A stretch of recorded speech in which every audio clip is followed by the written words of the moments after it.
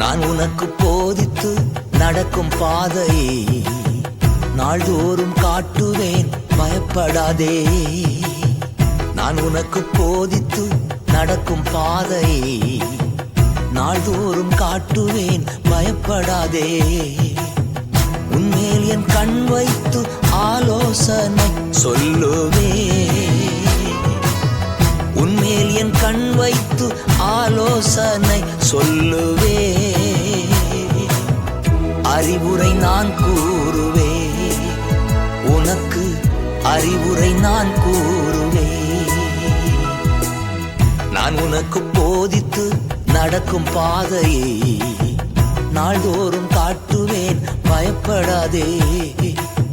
நான் உனக்கு போதித்து நடக்கும் பாதையை நாள்தோறும் காட்டுவேன், காத்திரு மகனே.